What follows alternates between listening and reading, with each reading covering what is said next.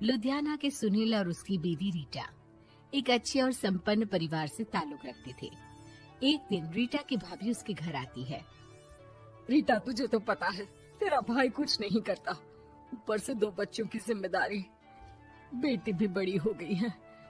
तू तो बुआ है, कुछ मदद कर सकती है तो कर देना। कहाँ पैसे हैं भाभी, बस समझ लो किसी तरह हम लोग भी दिन काट रहे हैं।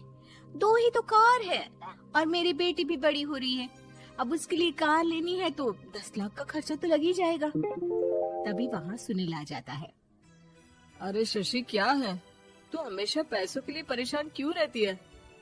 वैसे क्या जरूरत थी बेटी की शादी इतने बड़े घर में तय करने की? अरे पैसे नहीं थे तो ऐसे ही कर देती कहीं शादी। इतने बड़े होटल में क्यों कर रही है शादी? लेकिन यहाँ तो मामला शादी का है, डेट तय है। दरअसल तेरे भतीजे के पीएफ के पैसे आने हैं, पर उसमें देर हो रही है।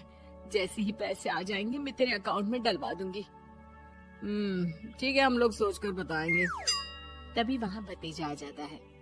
फूफा जी, आप लोग ही मदद कर सकते हैं, वरना तो कैसे काम होगा समझ में ही नहीं आ रहा। मैं वादा करता हूँ जैसे ही पैसे आ जाएंगे मैं आप लोगों को वापस कर दूंगा। हाँ भाई, ठीक है। अब देख भाई, हमारे लड़के तो सारा दिन घर पर पड़े रहते हैं, ना कमाते हैं ना कुछ कमाने की इच्छा रखते हैं। लेकिन चल, ये ले, कितने पैसे चाहिए? जी 4 लाख रुपए। ठीक है, लेकिन पैसे ध्यान से वक्त पर वापस लौटा देना।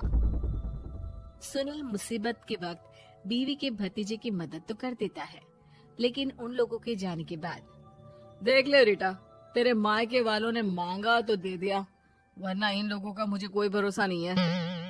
अरे क्यों भरोसा नहीं है? इससे पहले तो कभी इन लोगों ने आपसे मदद भी नहीं ली। हाँ, ली तो नहीं, लेकिन पैसे की किल्लत ही रहती है ना इन लोगों के पास।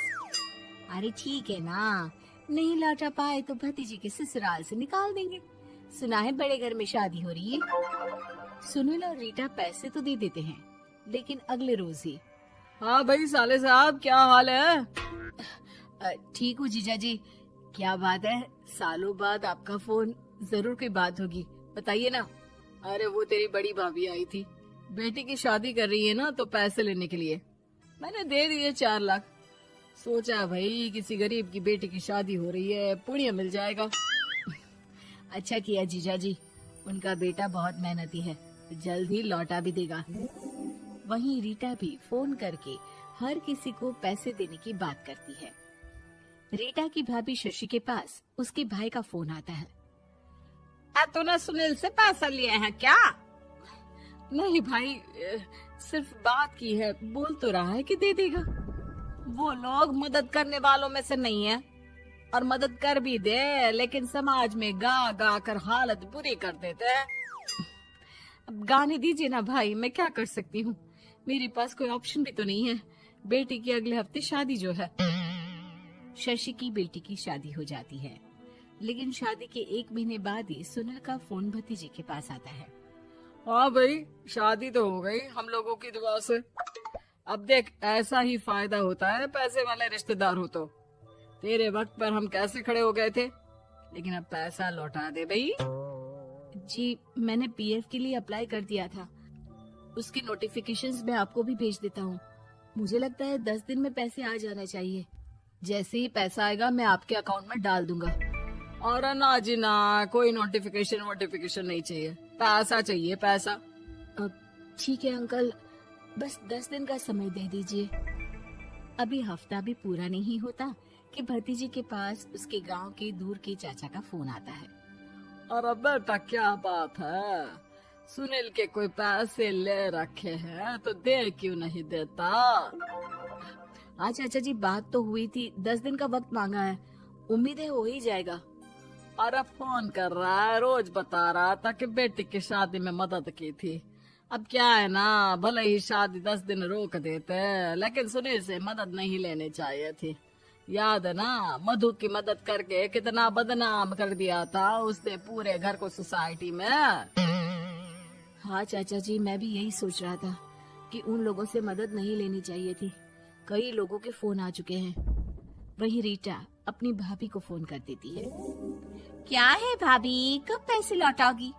पता है ना ये कितना बोल रहे थे, तुम्हारे बोलने पर मैंने पैसे दिए हैं। भाभी अब तो आपके बेटे की कार बेच दो और हम लोगों के पैसे दे दो।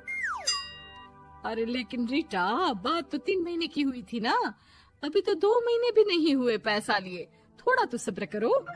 नहीं नहीं भाभी, वैसे मेरा बेटा टिक्कू आ रहा है आप लोगों के घर रहने के लिए, उसको अच्छे से खिलाना पिलाना, समझी।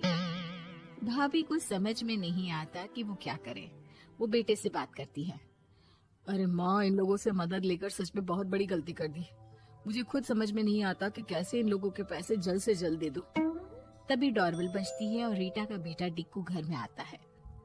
आओ बेटा, मामी के घर पहली बार आए हो रहने। आप पापा बोल रहे थे कि आप लोग पैसे का ब्याज तो दे नहीं पाओगे, तो तब तक मैं यहीं रह लूं। और हाँ, मैं एसी के बिना नहीं सो पाता, आप लोग अपना देख लेना और पैसे जल्दी लौटा देना, क्योंकि मैं थोड़ा जल्दी जाना चाहता हूँ।